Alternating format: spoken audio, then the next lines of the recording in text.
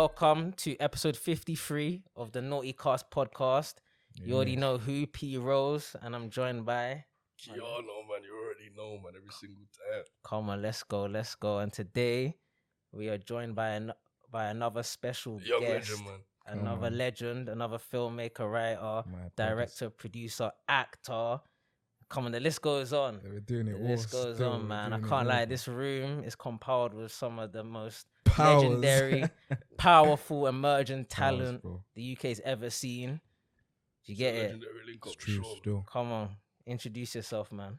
What's going on, people? It's Nicky Tarantino, Evil or Cara Vorsioni. You know what I'm saying? We're in the building, man. Ready, NORT3YCAST, man. Let's go, man. Let's go. go, man. Come on, Nicky Tarantino, man.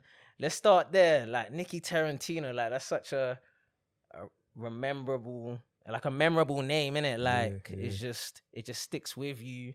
But I want to know, like, where did that name come from, innit? Obviously, we can just assume, obviously, Quentin Tarantino. Yeah. But even just the just all of it, like, why Nicky Tarantino, basically? You know what's funny, bruv?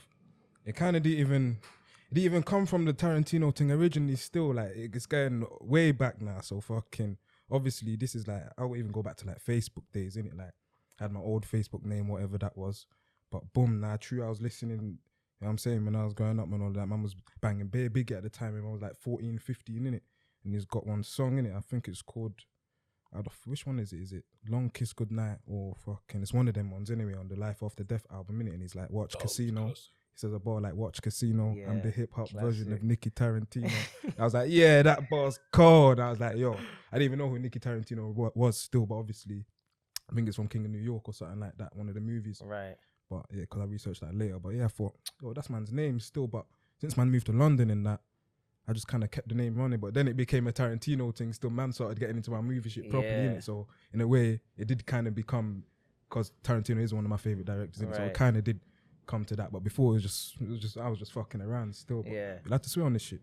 Yeah, come on, no filter. Yeah, come You on. already You get me, man. How do we know the way they're moving?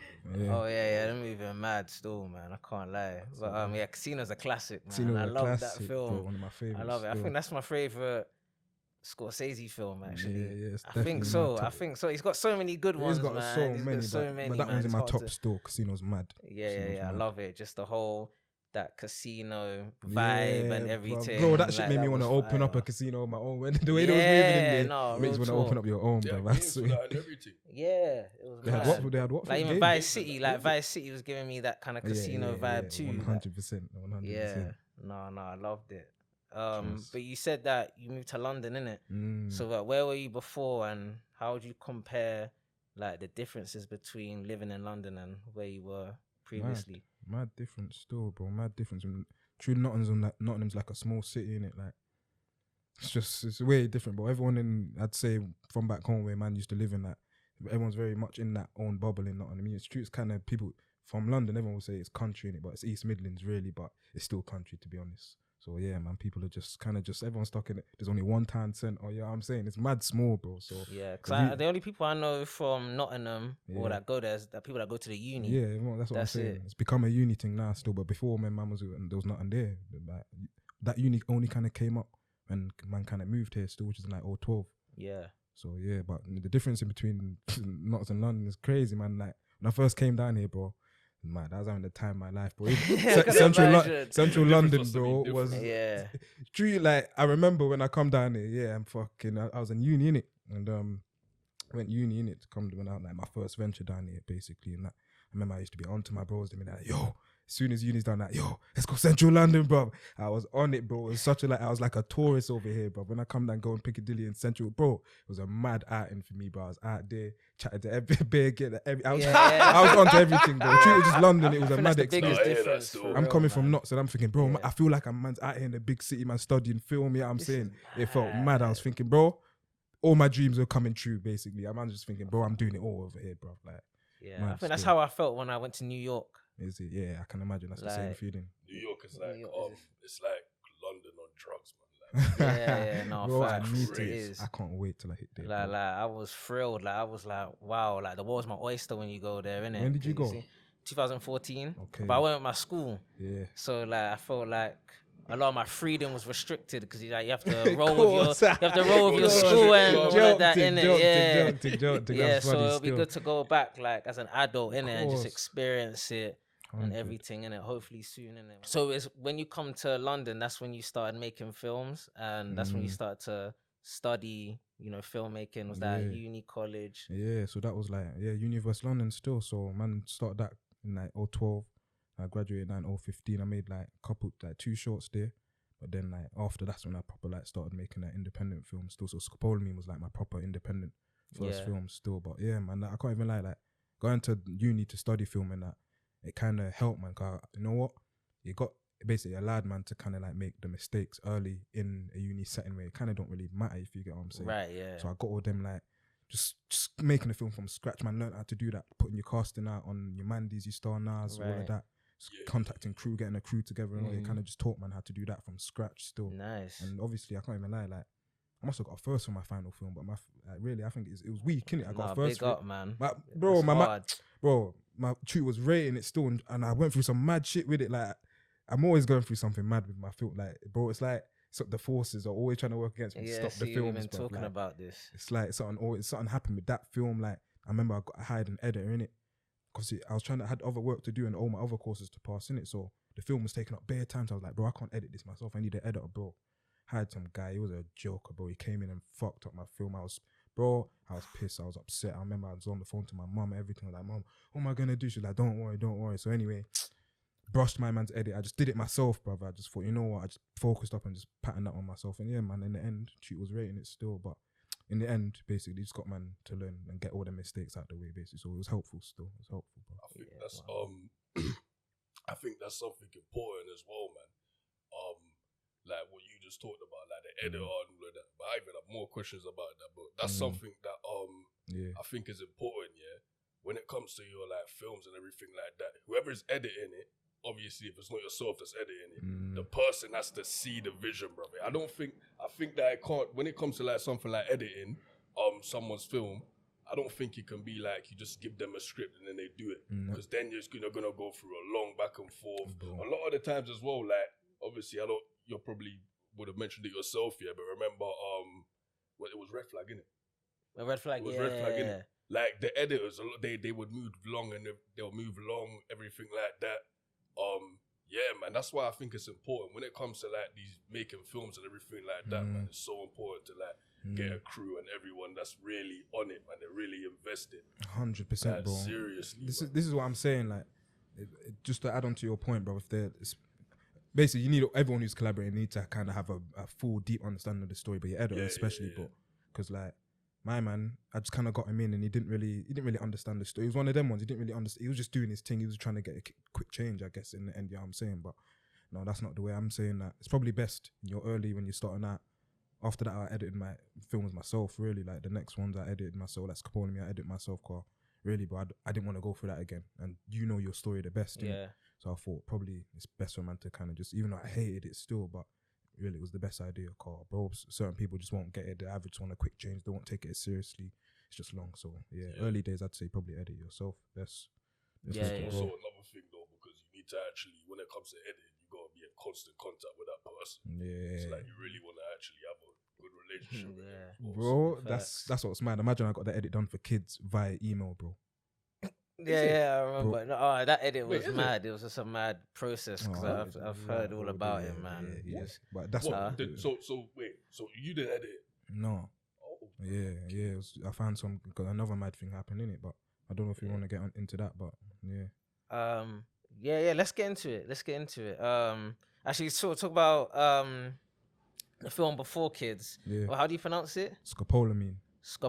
Yeah, I always have trouble pronouncing it. I see it, I'm like, how do I pronounce it? Scopolamine. Yeah, I love that film because it's just so different from what other short films that I've seen on YouTube, innit? Just as far as like the story, the aesthetic, and obviously big up Heather Jane and everybody else that was involved in it. Yeah, come on. But like, I want to ask you, what was the inspirations? Where did the idea come? For that one there. Okay, so yeah, two things like kind of came from two places, should I say? So, like randomly at that time, innit, I was everywhere. I'm linking everyone. I was at my cousin's yard beer, innit, and when I'd go there, this is uni. Sorry, this is just after I've graduated time. So like 16 at the time, I was working at a film company, innit, of post production as a runner. Yeah. Gold Crest, innit, but yeah, I was there, and then more time I go link cousin, and I remember we watched one mad documentary still, like it was called The Devil's Breath, innit, and it's a Vice documentary still, and it was mad. And that's when it basically showed you about scopolamine, and it's like it's got a mad name in Colombia, it's called burundanga, innit, and it comes from a tree and all that. Like it's a mad drug, bro, and it's actually real. So when I seen that doc, I was like, what the like, bro, this shit's real, bro. What do you mean there's a drug that can basically just bust your mind out, and then someone can tell you what to do and you'll do it? Like it's just anything. So I was thinking, bro, that's crazy. So I kind of had that in my head. And then when I was at Gold Crest, Gold Crest was a mad experience to hop out of uni and go straight to a mad film company where there's A-list actors walking in every day. Man's chilling with, bro, man, see Meryl Streep in there, Lupita Nyong'o, C3PO, Tom Hardy, Idris Elba. I've linked all of them, bro, differently. I've linked, like, I haven't interacted specifically because I didn't interact with Meryl Streep. She was in and out. Lupita Nyong'o, she was in and out. But yeah, man, like Tom Hardy and that, I've linked him, like I had to grab him his food and all that. He rates Haribo's and all of that. So I'm mad. Who else? Angelina Jolie, bro, it was crazy. Idris Elba, I remember he came to I was behind the counter. He was like, "Oh, I need some grapes for my son because he's got utes," and I didn't even know he had utes. I was like, "Oh, don't worry, man, I got you." Man, I had to just bust him some grapes. Andrew Garfield, I was on a hey Andy thing with when he was walking in to record Silence, innit, for Scorsese, because he was his face. So yeah, Andy Garfield was coming in to record Silence for Scorsese, and Chewie was coming in like a couple of days. He had a couple of sessions. Like after a couple of days, I was trying to like do my thing with my runner thing, and I'm saying get myself in. So I was always busting him, Andy, you need a drink, anything like that. But anyway, certain days he'd come in, like I'd be like, "Yo, Andy, what's happening, baby?" And he'd be like, "Yo, what's going on?" I'm thinking, bro, this is crazy. And I was like, yeah, it's mad experiences, bro. That's like, surreal. Yeah, it was mad. I can't even lie, bro. Gold Crest was the maddest thing, and I still link them up now. Everyone in Gold Crest, bro, they're my family still. Like they got me. They even let me go back to bust up a short film, to grade a short film there. Still that I produced. Yeah, you know that Dues film. Okay, yeah, bro. I went Gold Crest for that. Like Rob, big up Rob, bro. Rob Fries is head of production over there, innit? Yeah. Even though I can't even lie, them lot fired me still. When I made Scopolamine still, them lot fired me as a runner still. But why did they fire you for making an independent short film? Oh, because this is what I'm saying, bro. This is why the industry's mad, Carl. Bro, at the time I'm working at Gold Crest. I'm thinking, bro, my power's up. I'm feeling so inspired. Obviously, I'm running around. So I've kind of gone off to what inspired Scopolamine still, but I don't know where to go. No, continue. Yeah, so cool. Yeah, man. So I'm making a film now, and obviously I'm running around Soho and all that. But my energy towards work, it kind of dipped at that time, and there was a new person coming in at the same time because we had a head runner called Molly in it, and she's like the daughter of one director.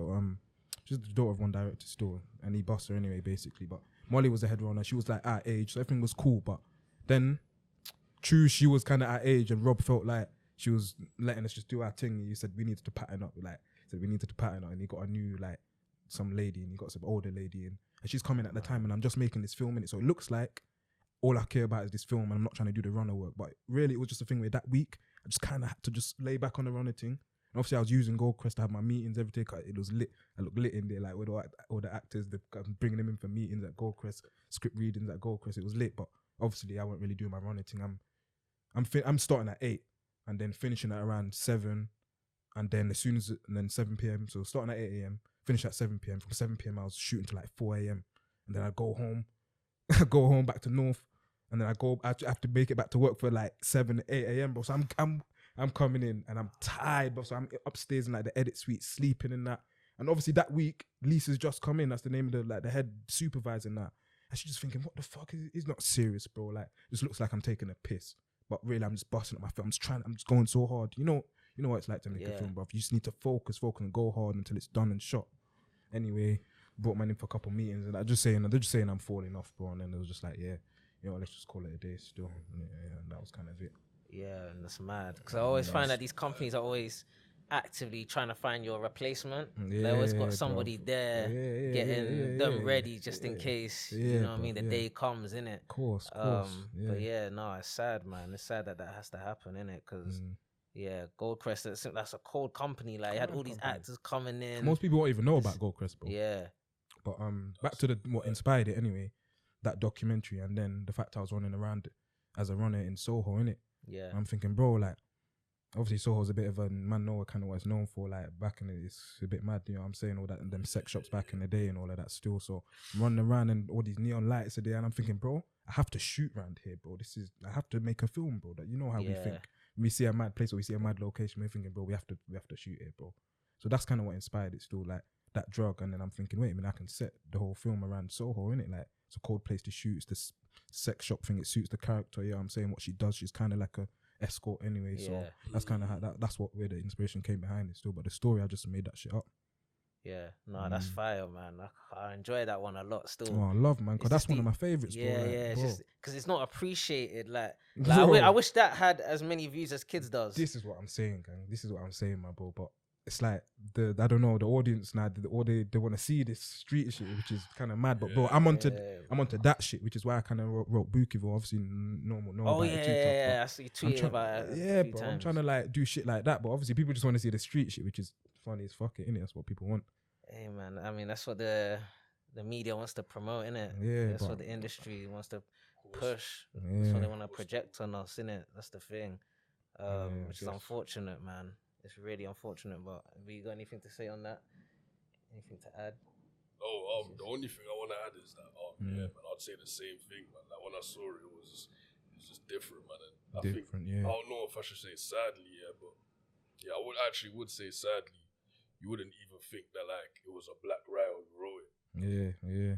I think that is kind of sad though. Yeah, because it has this kind of international kind of feel to it, innit? Even though it's set in London, it's still like the vibe, innit? It's like the whole thing. That was the whole idea of it, bro. It like, should be mainstream, man. That's where my mind was at that time. I'm trying to think bigger, but obviously to make things like, I'd say it's made okay, bro. When I look back, it's still watchable, but to make things like that, you do need like a mad budget to make it. You know what I'm saying? To go with it as well. But that's where my mind was at the time, should I say. I'm trying to make shit like that, but obviously I had to make it on my budget. But yeah, man, it turned out alright. I still fuck with that film heavy, bro. Yeah, no, still kind of high quality. It is, yeah. Thank you, yeah. Yeah, well, the DOP, the sound, you found that all through Mandy.com, Star Now as well. I remember at that time I was gonna produce it. I'm writing, directing it, and I was producing it. But I found obviously you kind of need someone else who's gonna do like just help you with all of that production shit in it. So I found this AD still, and he kind of bossed me. I always make sure I find a DP myself. Like I need to know what they're coming with visually. Like But I found a DP myself. But besides that, Tom, forgot his name. Can't even believe I forgot Tom. Anyway, Tom helped me, bro, with that. He was the AD, kind of helped me with the rest of the crew. But I got the DP together and shit like that, and the crew and the cast. Sorry. Yeah. So yeah, that was all me. Yeah. And the locations as well. Like, how was it patterning those locations? Was it difficult, or did Tom have to deal with that side of things? No, I pattern them still. That's what I'm saying. When you're starting off, you just have to get all them things. Otherwise, it might not work. You know what I'm saying? Someone might not be putting in the same effort as you are to get the film. You know what I'm saying? So in them early days, you have to get it done. Yeah. But yeah, no, I remember like them locate like the apartments and like Airbnbs. I'm sure I was working at Crest and I was using the money from them like to pay for Airbnbs and shit like that. And anytime it was on locate on exteriors, I just guerrillaed it out, innit? Like, but you know, I remember finding someone to shoot that. I remember I was interviewed a couple cinematographers still, and Ariel was the only one, the guy who shot Ariel Arter, big him up, cause I love him, I still chat to him. But yeah, he was the only one who was like willing to do guerrilla. I remember meeting some other DPs, and there were some big DPs as well, but they was moving a bit shaky, bruv. Like with the guerrilla thing, it was like, if you ain't got permits for this, I'm not really. I'm like, bro, what's wrong with you, bro? Yeah, I'm like, what's wrong with you? Like, bro, we just go out and shoot, bro. Like, I didn't get at the time, innit? But obviously, that's some people are, innit? But I don't know why they're so worried. It's none of their business. Even if something happens, like nothing's even gonna happen to them. That's what I'm saying. What are you gonna do? Get arrested or something, bro? It's nothing. Yeah, no, but yeah, man. Oh no, that's amazing. That so from that, to Kids, like what happened in between that? Like, what was the process? Was Kids already written up, or did that just come directly afterwards? Did you take a bit of a break? Yeah, no, obviously true. You know what I'm saying? Bare life shit happened in it in between all of that still. So man just had to piece my life back together in between that still, and man was just going through that, and you know what I'm saying, moved to London and all of that, and had to start finding my own place and shit like that. So I was just going through normal life shit still, just patterning up. But then obviously when I found my place and I settled down, that was in Tottenham that started living. I was thinking, bro, it's time for a new film still. Right. I remember I wrote Kids like early, started writing that. So I released Scopolamine like 2017, like early 2017, but I made it in 2016. But you know what I'm saying, it took long to come out again just because man was going through mad life shit. And then I started writing Kids. I remember I started writing Kids early 18, like around my birthday times, around February. And I wrote the fight scene in it. And that was like the first 11 pages. And then I got stuck. And then, you know what I'm saying, I was just working, going through life again. And then I didn't finish it, bro, till like November, December, like 2018. So basically, the whole year, I wrote it in the first 11 pages at the start of the year. Now I just got stuck in it. I was like, oh. You're like writer's block. Yeah, I didn't really know where I was going with it fully. So to cut you off here, but when you're writing, do you have like a plan? Like, what's your writing process like? Or do you kind of just, whatever comes to mind, you just start writing the dialogue? Or do you have like the outline of the story mapped out? Or like, how do you approach it? No, I feel like I've developed a bit as a writer still. So now I actually, like, especially after I wrote my most recent shit, like, I feel like I've actually got a formula now still. Usually I've got it kind of the skeleton of the story planned out. And then like, I do like plot points in it for like scene points, should I say. Just, over the overview of the scene, maybe a little bit of dialogue, and just kind of just plot the whole thing out. Yeah. And then when it gets to writing, I'll fill in all of them little scenes with the dialogue that I've kind of plotted out. You know what I'm saying? Sometimes I might not even go order. I might get like halfway or 3/4 of the way. But I made sure I've kind of got it out now. That's my new formula still. But before, with Kids, I didn't really have a formula at the time. Innit? I just remember that there's 3 youths in it, and they do something mad in the beginning. They steal the watch, and then that was kind of it. So at that time, I didn't even have a formula. I just had an idea that I thought was cold, but I didn't really know where it was going. That's why I kind of left it so long. Yeah. And like, obviously, you know how life gets in the way and shit. You have to live and all of that. But I guess that was good, because at the time, I was just bare on the block, on the niz and that, and just, getting inspiration from the youths. Then they were telling me all their little stories and that. That's kind of where the inspiration came from with it as well. But yeah, and then obviously I patterned up at the end of the year. I was thinking I can't go into the next year without no movie, like, you know what I'm saying? So I finished that end of 2018 and got it kicking 2019. And then that Nicky and Femi film got in the way with it, and the Against All Odds, that short film, that kind of stalled it a little bit, but it kind of, you know what I'm saying? That was H worked on that, and then I worked on that. Kind of went left with the whole situation. Yeah, I remember. I even forgot about that. Yeah, I don't know if you should bring that up, but but that's hey, this is another thing about the industry, innit? Just the politics and the injustices, kind of people not, giving, like, people not giving people like the credits and bro, everything like that. It's a bit mad. Well, I don't even, it should be really, I don't know if we're getting onto that one today. I was all mad, but yeah, basically, obviously, we were just busting up the film in it, but then, man, in the end, like, some politics, they signed a mad deal, and then they signed a mad deal with like Motown UK or Universal and all of that, or both of them, should I say? Yeah, because obviously it became like a grime visual album, innit? So we worked on the film, and then after they was trying to get it, like, you know what I'm saying, get more money behind it. It's like using it as a proof of concept. And they did in it, but then they dropped H out as the producer, and then it all went left basically. Yeah. But, that was basically the story.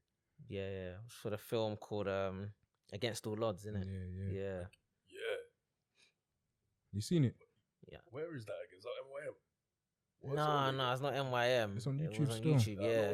On Link Up, I think it was on Link Up Link TV or Up, something like that. Yeah. Who's in it? I remember. I forgot who's. Yeah, a couple people are in it. I can't.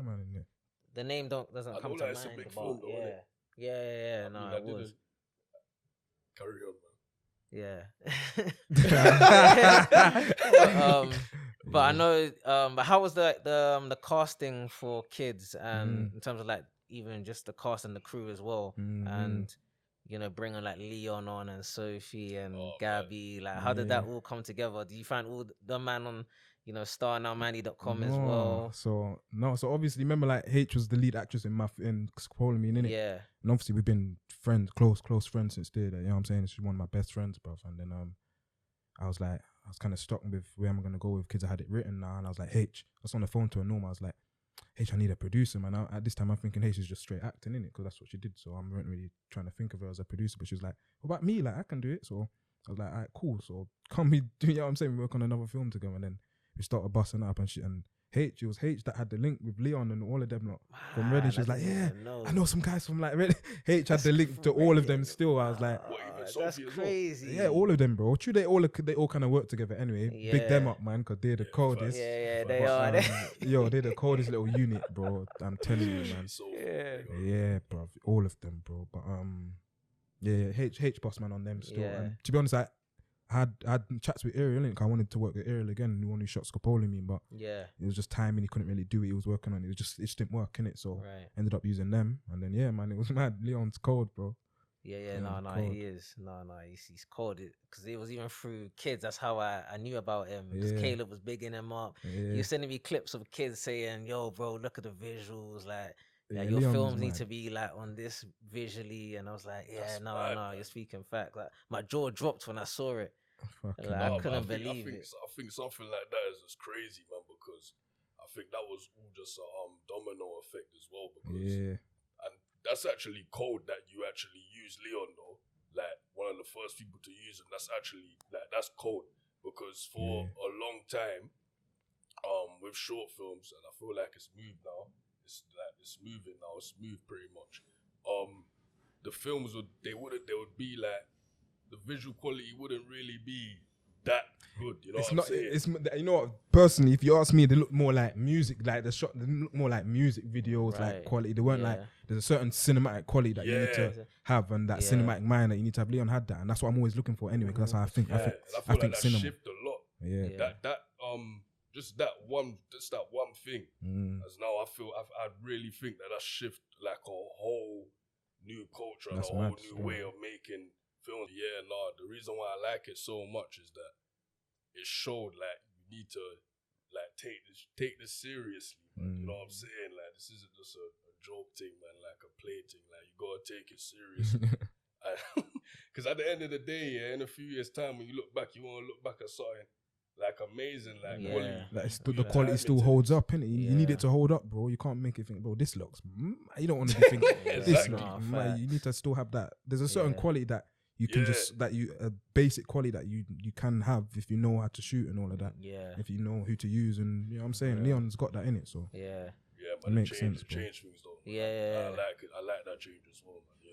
Yeah, because that cinematic cinematography, bro. It's more like lenses, shot composition, all of that, movement, all of that color grading as well. All of that adds to it. So so many elements to make it look striking, like it's a film that you could just see at the cinema. I can imagine though, man, because I can imagine like the moment that that Cloud sent you those images, the way your jaw must have dropped, because it's so like the quality is just so much higher than anything that's really been seen before. Like it's so cinematic, like you can pull it on screens, all of that. And it looks cool, didn't it? You made this, you know what I'm saying? Like people look at it like, shit, man, you made this. Like it was like on up. Like even when I saw because Moment of Truth came before Kids as well. Which is mad. When I saw Moment of Truth, I was like, what the fuck? I couldn't believe it, bro. Crazy. I couldn't believe it. I was like, what the fuck? What's this, bro? Yeah, I remember. I remember. The quality was mad. Then I saw Kids. I was like, jeez, okay, then this is how the man never coming now. This is the game up. Yeah, Leon. You know what I mean? There, like, big up Leon, bro. You have to. You gotta spend the peas now, man. For real. It's true. But you know what? Saying that, bro, I can't even. A lot of this, especially when you're starting that, bro. A lot of them, the main thing as a director, bro, you make sure you got a sick DP, bro, and half of your job's done. If your story's cold and all that, you got someone good on sound good sound as well. Sounds very key. Sounds very nice. They're all equally as important, but bro, make sure you got a sick DP, bro. You're gonna be, you know what I'm saying, your half of your problems are gone if you got a sick DP, and you don't have to be telling him every second what to do. And if he just knows how to frame and shoot, you know what I'm saying, you're good. That's what I've always learned anyway. But you know, one thing I do love though about, you know, just starting out and the visuals not being as good, it's just seeing that growth as well, like just within yourself, innit? Just to show like kind of how far you've come in that way. Because like, people be telling me all the time, like, oh yeah, I've seen the growth and the progression, and it's good to know that, because it's good to know that you've been improving, you've been growing as a filmmaker as well, innit? Bro, it's a lot. There's, you know what I'm saying, you'll realize when you look back on your older shit, like, right, there's there's a lot that you could have done better. You know what I'm saying? There's always ways to improve in this, bro. Trust me. Yeah, for real. I feel like once you get like that's when you kind of get your style and you kind of got your team and crew and they know how to shoot and all of that. I think once you're patterning that aspect, I feel like then it becomes about story and all of that, bro. Like, it becomes about story, and then because you can have all of that shit that looks cold, but then if the story is weak, it kind of still brings it down. You know what I'm saying? It's still it's still one of them. So it's a hard craft, but you have to have everything. You have to have everything patterned, bro. No, for real. But like, how important was it to cast for kids as well? Because I know you got Caleb on there and Faisal, and what's his name? Tyrone. Tyrese. Sorry, so am I? Tyrese. Yeah. Sorry, I was trying to Tyrone the other day, but it's Tyrese. But how was that process? Faisal did touch a bit about it on the last podcast episode, but just from your perspective, could you kind of talk a bit more about that? Yeah, no, that was a mad casting time still. I remember fucking me and H and one of my other brothers was there with it, but we just wanted to make sure that we had youths that kind of, you know what I'm saying, that kind of understand. I can just understand the roads, innit? But at the same time, it was important, bro, that we had youths who are actually actors, bro. Cause I learned from my uni film, innit? Cause that was kind of like a hood flick as well. My uni film that I made for my graduation flick. But the youth that I remember, I used one youth in there. He was like a poet, innit? He weren't actually an actor, but he was a cold poet, innit? He had some mad videos going on online at the time, but he wasn't an actor, innit? And I kind of, basically, I just kind of, you know what I'm saying, I saw the difference in someone who knows how to act and someone who's don't know the craft, innit? So I made sure this time that, bro, I need to have youths who actually really want to act, but at the same time, still kind of understand the roads and that. And yeah, bro, I interviewed Lambs, or had auditions for quite a few youths still, especially for the main Faisals role still. But when Faisal come in, bro, we knew from the beginning. Yeah, bro. he was telling us. We knew from the beginning. He knew what was going on. And Ty had that pattern, and Caleb same way as well. Like, you know what it is with Caleb? Caleb just had the look that I wanted from the top, so I kind of know. Yeah, bro. He had the look that I wanted. I even DM'd him like directly, bro. Like, I was like, bro, I want you in this still. Like, that was straight for Caleb. And then Ty and Faisal, them man came in, and I knew it was them straight away. Basically, there was a couple of youths that I had in there. No, I can't even, like, we met some mad youths, mad talent. Kids coming through, like actual little kids for what's his name? Have I forgotten the name of the actual kid in the film? But anyway, his real name's Cairo. When Cairo came in, the little kid who sees his uncle get stabbed, he was mad as well. Still, like, you could tell that he kind of knew he understood it as well. Like, but at the same time, I do cast, which I've kind of learned about. Casting off looks is very dangerous because you can cast off someone who they look perfect, and then when it gets to it, I feel like I had that a bit on Scopolamine. You know what I'm saying? I had that a bit on Scopolamine and that. So it's a bit of a danger. You have to know the balance. So I feel like I did learn a bit with that with kids. Just like you can't cast straight off looks, but I feel like everyone performed in that. Especially with actresses as well, because they might have like, I might be thinking that she looks paying and whatever, or attractive, like, and you might be like, just give her the role, innit? Bro, you can't let that zang you, bro. And then when you give her the role, then you find out that you're filming for 3+ years, and it's complete. Bro, you gotta reshoot bare times. Late, they're not turning. It's long, man. No, you have to look at. You have to. Yeah, let's not get into that. But you have to just, I'm saying, just make sure the person can act, bro. For real. So much things to look into when you're casting as well, bro. There's so many different aspects of you. Like, what do you say? What do you mean? You got but the thing is, there's another thing as well. There's another aspect which is obviously difficult, which is what like P Rose is referring to, isn't it? Like, the reliability of the person. Oh, bro, it is massively important, man. Oh, yeah, but it's so important because you could cast someone and then, like, they could on the day of shooting, bro, that happens to everyone, bro. That's we all, bro. Like, there's so many aspects. I've gone mad at certain man. I've gone mad at people for that still, and I've learned that you can't do that, bro. You can't go mad at people, but bro, they need to know that when you've got everything set on that day, you have to turn up, bro. What if you can't even fucking shoot it? Sometimes it's only a one day thing, like in general, like, and man ain't turning up. That's crazy. And bro. at Don't this do that. point as well, like, as we know now, like, when it comes to these shoots, it's not free no more. Like, you know what I'm saying? Every day is money. It's costing money. Everyone's gotta be on point. It's costing money, bro. Everyone's gotta be on point, man, because it's costing P now. So, like, man, you gotta gotta just make sure everyone's on point, man. You gotta just man, do that interview process. That's what I'm saying, bro. That casting process is just making, even besides like people acting, knowing how they act and whatever. It's just, I always make sure that I chat to all the actors like individually just to see where they're at and make sure we've actually got a rapport and a connection, bro. Because that one's important, bro. You just need to know how serious they are. That one's one of my main things. Because I've learned from all my previous films, bro. Man's shot like 3 films before kids. Like, you know how many people have dropped out on, man? Like, especially them uni times there on the day. Like, man's been through it. That's something that just happens to all of us, which I've learned. That happens to everyone, bro. You're always gonna get, always gonna get an unserious actor. It's sad, but it's, like, then again, you just deal with it. Like, it's never gonna just be smooth sailing. Yeah, that's normal. It's never. That's never. normal. It's not gonna happen. There's always gonna be something that just pops something up funny style. Can't avoid it. But that's why you have to know who you're casting. Serious. Like, we shouldn't be making those mistakes now. Like, we should only be hiring people who are serious, innit? Absolutely. And another thing as well, man, the most important thing, which obviously you learn, man, organization is so important. Oh yeah.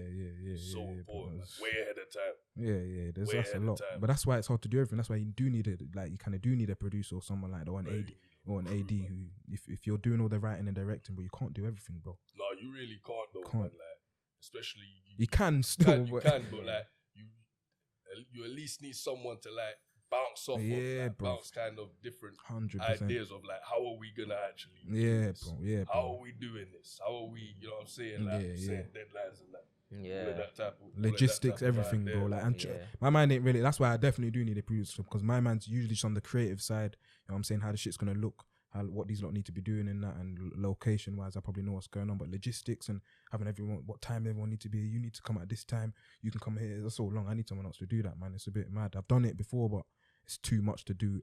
Like, when you're doing everything else, bro. It's a lot. It's a lot. But anyway, if you do get it done, bro, big ups, bro. Because it's not easy.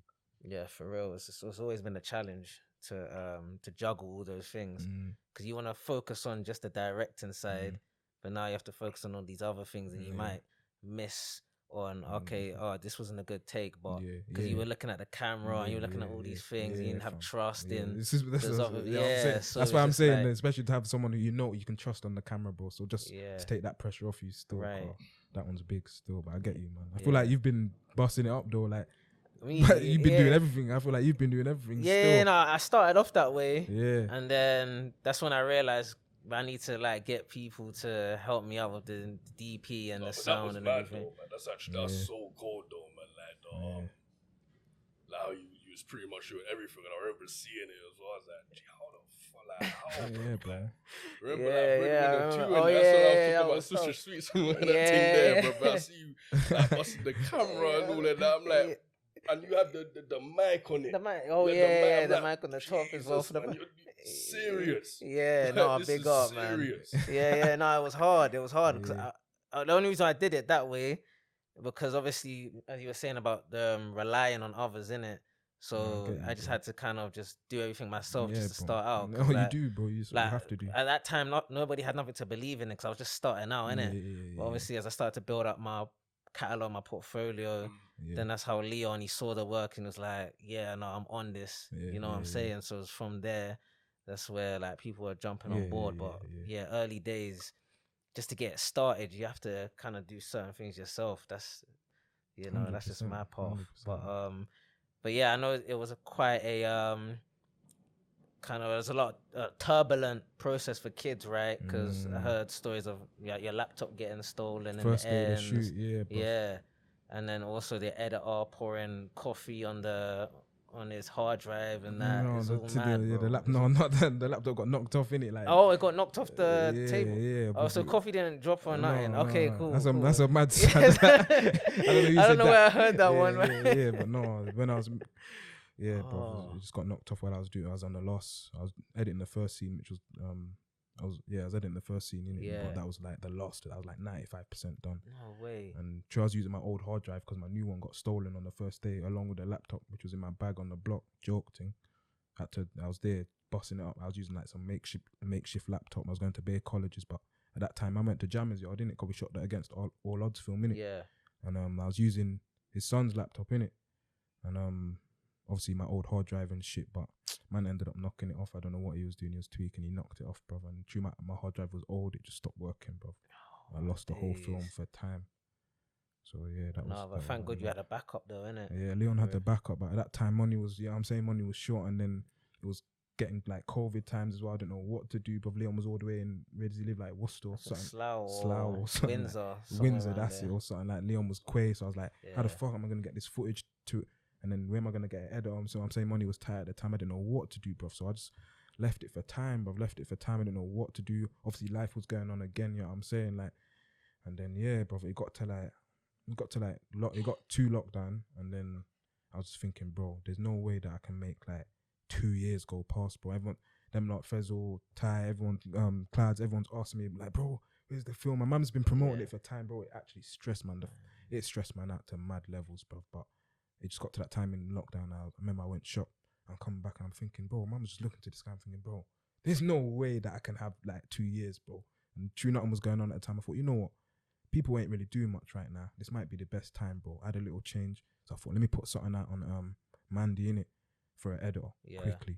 And Leon said man could get the footage, like man could get it, or Addison Lee or something like that. So I was like, alright, cool. That's what I'm gonna have to do. So I found the editor, brother, and I found Kyle, innit. Kyle's like worked on some like Call the Midwife. Is a freelance BBC editor, innit. But obviously, bare editors came, but I feel like at that time, True Bare people was out of work. Was looking for work. Yeah, that true. It kind of helped, man. Basically everyone in the world needed a change. Yeah, because no one was working, bro. Like especially people in the industry, because we couldn't go out. So yeah, bro, man got Kyle, and I interviewed a few editors still, but I needed to make sure, as we said, someone who understood the story and kind of fucked with it and just took it seriously, innit? Yeah. And Kyle did, and he was like, yeah, man, no, Kyle was cold. And when I seen the first edit for kids, bro, when he sent it man back. Bro, man nearly cried, but I was thinking, what the fuck? I can't believe he patterned it like that, bro. He made it look crazy, bro. But yeah, Carl patterned it. I basically Addison Lee the hard drive, that the backup footage that he had. So we got it from Leon's yard to Carl's yard, and Carl just got to work, bro. And then True was locked down, innit? And Carl lives in like Huddersfield or somewhere. So he lives up north as well. Like he's not even from London, bro. Wait, so you slapped the hard drive in a cab? Yeah, but Addison Lead it from Leon's crazy got it to Kyle's yard, and this is what everyone. He's not even in London, bro. That was a mad one. So yeah, and then Kyle, once he got it, he was ready to go, bro. He's a serious editor. He was ready to go, and then yeah, bro, it was through emails, bro. Man's getting this movie done through emails. I remember that summer, man was just logged off, like block parties and shit were going on. Man was just focused on making this film, bro. Like, trust me. Like, there's a lot of distractions. Yeah. But at the same time, I was just fucked up. I'm thinking, everyone's asking man where this film is, bro. So I thought, fuck it. I just need to get it done, bro. And yeah, I can't even believe man got it done through emails, bro. Like, Kyle's sending man timestamps, and he's sending me like what is done, and then he's gonna send it back to me. I'm gonna have to watch it. I'm gonna have to put like, alright, cool. At 2 minutes, 47 seconds, can you change this part? Man did it all through email, bro. That was mad. It was all mad that man got the edit done, but yeah, he patterned it in the end. Wow. Well, it ended up being a blessing in disguise, innit? In the end, fully. Kids eventually came out, and then look at it, it's on 1.5 million views on YouTube. I have to give a round of applause on that, man. Bit of love, bro. Trust me. That's incredible, man. I'll say that's probably one of the only short films I've seen on YouTube that's deserving of those views still. Yeah, I appreciate it, bro. Trust me, man. No, bit of love from that one. That one was, the reaction was mad, bro. But man was so like tired and stressed out, bro. I couldn't even like promote it enough. I had to do the week thing, and I just had to log off, bro, because it put me through so much, bro. I just had to get it out and kind of just forget about it, because having a film on your mind for 2 years, it's long, bro. Like, I've never had a film on man's head for that. I haven't, you know what I'm saying? I just make it, and it, you know what I'm saying? I get it out. That was mad, bro. That was mad still. Trust me, it stressed man out to the max, but. And even the Ronan Bennett thing, it's only after big up Ronan as well, bro. Oh, yeah. Fucking hell, like. Yeah, the writer of Top Boy, innit? Yeah, bro, like, big up Ronan, man. Because if it weren't for him, it's still, even though I got the edit done, it still took another 6 months to come out, bro. Yeah. Because of the sound, innit? I wanted to get it, like, scored and that properly, but I met Ronan's cousin. Ronan invited man to his yard, like, the year before, like, ran me and H to his yard. We went to his yard, it was mad. He was trying to get on Top Boy, innit? But obviously it didn't work out in the end, but he rated us anyway. Like, we just went to his yard, which was mad. We were just sitting in the conservatory. And then, yeah, he was just chatting, and his cousin was doing it. And his cousin tried to help me get the footage back. And at that time, but that didn't work. But when I finally did get the footage and all of that, I was like, yo, Johnny, it's time to pattern, because he's a sound designer, and he was worked on big industry, like big adverts, commercials and all of that. And then I was like, Johnny, let's do it. This is like summer all night eating. It's summer 2020, innit? Like, lockdown's kind of like easing up a little bit and that. And yeah, Johnny took the piss again. I'm messaging him every 2 days. He's kind of earing, man. He's like, yeah, I'm gonna have it in 2 days. Just longs it out for 6 months. And at the end of the year, I call Ronan, bro. I'm like, Ronan, I've been through it with this film, bro. Johnny, I've got the edit down and everything else, but Johnny's just taking the piss out of me with the sound. Like, can you try and contact him? Because I've been trying for 6 months. He's not sending it back to me, bro. Ronan was like, all right, cool. Put the phone down. The sound got sent to me within an hour, bro. And then, yeah, then I put it out in the next 2 weeks. But it was all mad. But without Ronan, bro, I don't know what would happen. But yeah. No, big him up still. Big up Ronan, bro. Trust me, because he was like the real. last piece that got it out, bro. I'm telling you. Yeah.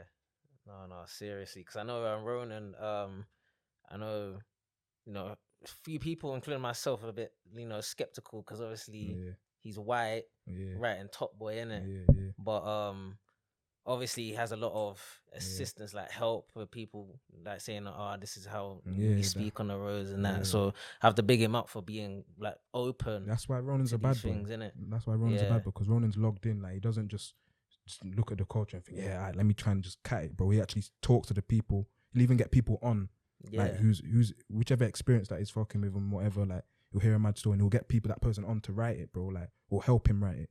So it's authentic, bro. So I rate Ronan's thing. Ronan's a gangster, bro. I rate him, bro. Yeah, that's cool. But how do you get into like contact with him?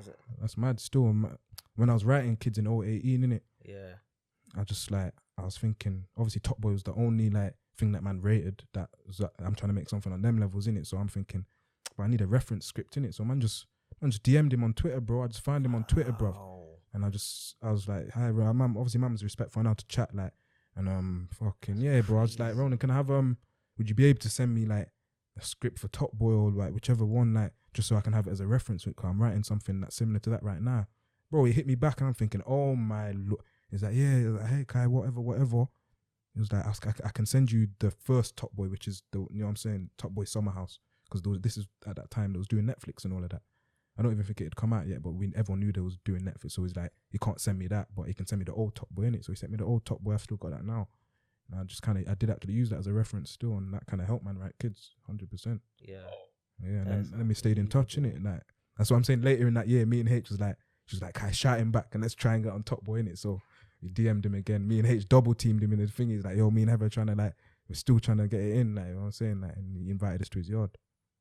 Yeah, wow, that's incredible, man. Through Twitter DM, like Twitter DM, bro, that's crazy. But yeah, that is mad. That's an incredible story. Yeah, that's kind of mad, isn't it? It is mad. It is mad. Like the lead writer for Top Boy just getting back to you on Twitter of all places. Like you'd think email or through like an agent or something, or a manager, but it was actually through just directly to him on Twitter. That's mad. I think it's true. It's so low. Yeah, I'm saying it's low key. Maybe no one's even like hit him. I don't know. I can't. Maybe people don't DM because they think they're not even gonna get through type of thing. Yeah. And you know what? True. His thing ain't even like. It just looks like it might not even be him. Yeah. No one even follows him in that. So like, it's all mad. So I was just lucky that time's there still. But going to his yard was crazy. I remember when I walked in, seen the conservatory, and I was like, wait a minute. Ain't this way? And he was like, yeah, the way because he shot one of the scenes in there, innit? From Top Boy. I was like, wait a minute, ain't this way you shot that? And he just looked back and he was just like, yeah. And we all started laughing, innit? On conservatory. So you know where Jamie's in there and he goes to his girlfriend's yard and the chat. Yeah, I remember that one. Yeah. And then they go in the back in the garden and in all that love shit and they're looking at each other and all of that. That's a mad yard as well. That yard is mad. That's Ronan's yard still. Yeah. Not to bait him up, but that was Ronan's yard, innit? Wow, man. That's a nice yard. Yeah, that's incredible, man. So I know next you got Cara's baby, right? Yeah. Is he gonna have any involvement in that? Like, how's kind of like the process with that going? Who, Ronan? Yeah. Is he gonna have any kind of involvement? I don't know, man. In terms of just like assisting you with the commissioning process of it. I'm not sure, bro, because I don't like to ask too many like favors in that respect. I don't even like to, you know what I'm saying? If anything, I'll try to send like Ronan the script and just ask him to read something, but sometimes he won't even get back to me, you know what I'm saying? In terms of that, like, he only kind of gets back to me if it's like urgent. I don't even know if he's got time to be reading up man's scripts and that, so probably not. But I'm just going to bust out myself anyway, you know what I'm saying? Like, see where that one goes. Right, but what would you say is the target for Cara's baby? Like, what do you want to achieve from it? Because it is, what is it, like a multi-part series, right? It's a multi-part series still. It's long form, but at the same time, you know what I'm saying? I'm having a couple meetings in that with had one with a production company under ITV and shit, but it's like they're telling me they like it and all of that, but it's a bit, you know what I'm saying, to get your shit actually commissioned and into development, it's a lot to it, and man don't have an agent yet in it, so it's a bit like they kind of want something to come through an agent. So I'm just kind of seeing my options. I know a few other people at production companies, and this guy that I met after kids, he was rating man's thing. His name's Spencer, innit? He works at one production company in Soho. But I remember he was like, yo, like when you've got something else, get it ready to go. And I emailed him not longer with Cara in it, but he was like, oh, we're only focusing on features right now. So at the moment, I'm still developing Cara in it, and it's kind of like I've done the 5-part series, but at the same time, I've got a feature film version of it, which I wouldn't mind making.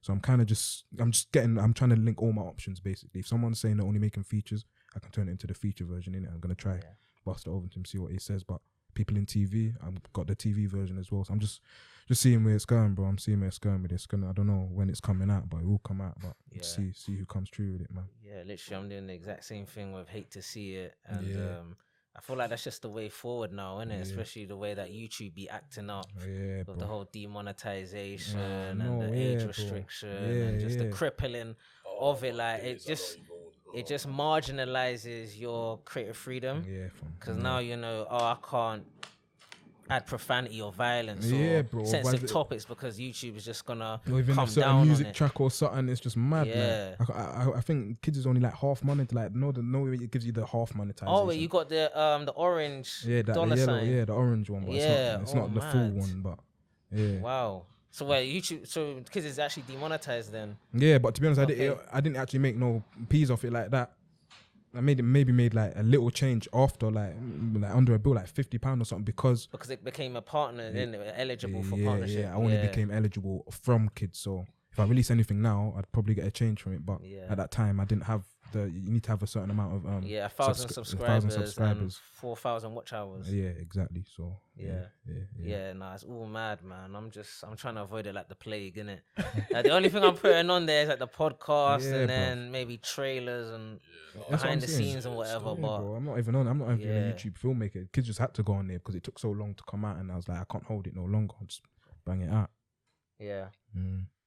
Right, no, that's crazy, man. Yeah, YouTube, even what you're saying as well, like, YouTube is just, even with the dating game. You can't monetize like it. The dating game. They restricted it. Why though? I was watching it. It's not. What's wrong with it?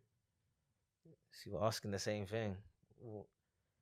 No, they're not rating niggas. I'm serious. It's mad. I have no idea.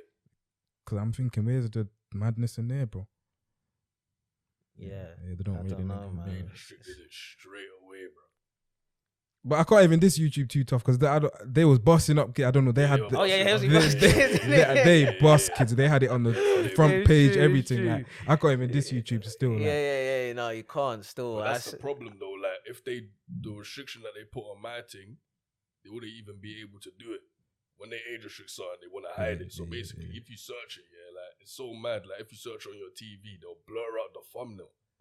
That's how mad it is. Like they proper. Bro, I didn't even know all of this, bro. I didn't even know that. Yeah, I didn't know either until this because not many things get age restricted. I don't know if they'll start age restricting a lot of stuff now.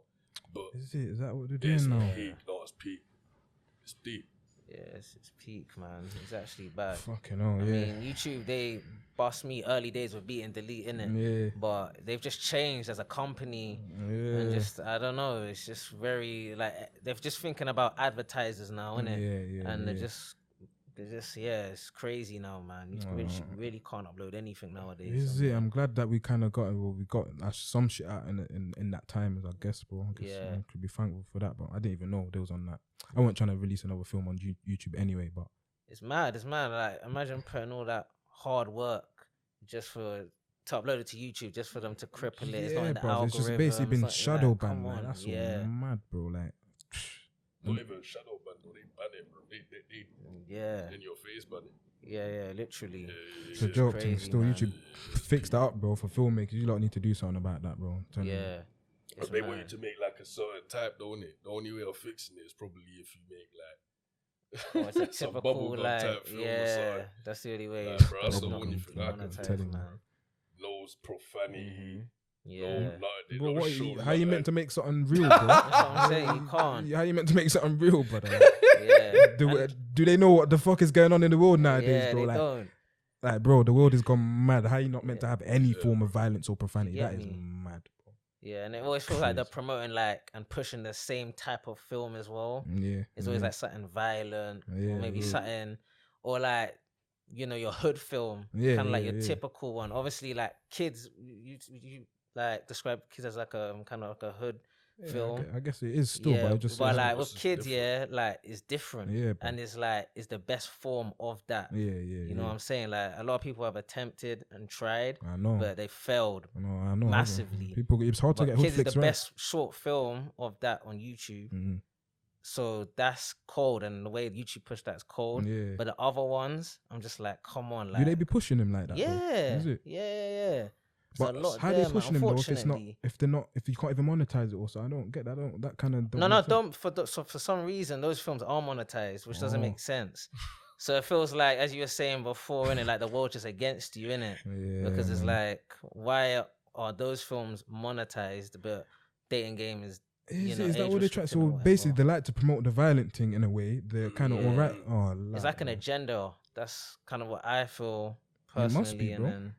Because they're only like kind of rating gang. They're only putting gang films up there. But like that. That's what it feels like. That's dead, bro. Don't make sense, bro. That's dead, bro. It's dead. Still, it's dead.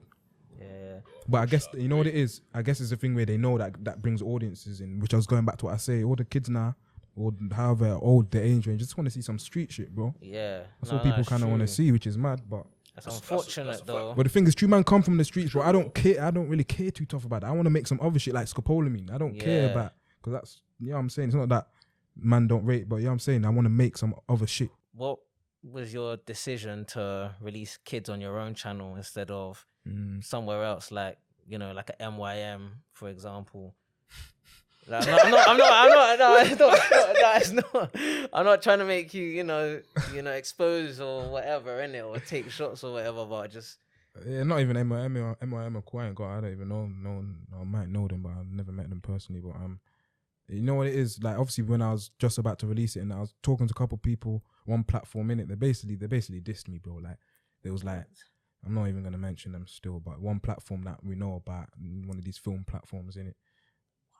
The kind of diss, man, still, like, to be honest, I haven't even seen them release a film on the internet or whatever, but basically the plan was this guy in it, Caleb knows in it, so me and Caleb chat about it. Caleb don't even rate him either, but fucking, basically, bro, his emailing is like, yo, this is when I had the cut of kids, and it weren't finished yet, but I had the cut of kids, and he's watched the film, and he was going mad. He was like, yo, this is way before I released it. He was like, yo, this film's mad. Like, he was going mad over it, innit?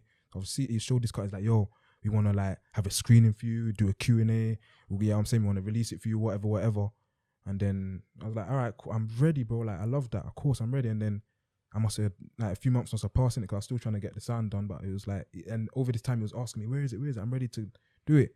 And then when I finally like was ready to go, or just before I was ready to go, I emailed him. He was like, what's good? Like, can we go? Can we get it done? I'm ready to go. And he just emailed. It was like a phone call. Imagine like someone just says something to you and puts the phone down. That's how the email kind of felt. He just said, oh, Hannah Kyle, basically, I don't think we can do the screening thing no more. All right, I'm sorry, but yeah, anything else, we'll be in contact, and that's it. And he just left it there. He didn't give man a reason, anything like that. I was thinking, bro, he just dissed me, bro. The way he just said, basically, we can't do it no more. So sorry about it. I'll get back to you. And that's it. He just left it there. I was like, all right, cool. So, and plus, the reason the man left and put it online is just, basically, bro, I don't know anyone else at them other platforms in it. I'm just thinking, bro, I might as well just put it on my own shit. I didn't know what to expect. I didn't know what I was gonna get, but it was good that I did in the end. And it's all that ownership shit. I'd rather have it on my stuff. You know what I'm saying? Like, so that was why. No, that's a key IP to have to yourself as well. Yeah, I'm glad I did in the end. Still, like, I'm glad I did in the end, bro. No, for real, man. But yeah, no, thanks for coming on. No, I appreciate you for having me, bro. Trust me, man. I wish this could have been longer. We definitely need a part 2. We didn't even touch certain subjects, like all the jokes and all of that. Yeah, literally. That's what I wanted to get into about now, innit? But yeah, man, for next time, innit? For next time, we definitely gotta do that, man. But once again, I gotta big you up for, your efforts Bro, and your likewise, continued bro. efforts in just making films, inspiring a generation of people, Appreciate you, of man. upcoming Trust me, bro. filmmakers. Yeah, just keep it up, bro. I will, yeah, bro. I'm looking Trust me, forward to likewise, seeing bro. what you got next, man. I'm excited. Thank you, I'm P, excited, man. Big But, P, you know, love, man. yeah, no, I appreciate it. Love. But yeah, thank you everybody for watching, for listening. Bum. And yeah, hopefully we might even have you on the next episode for a part 2. Bro, Who I'm ready knows, for a man? part We 2, gotta man. do You're gonna it. see me again still. Gotta make sure it happens, man. Yeah, bro, I'm ready still. For real, man. But anyway, in a bit.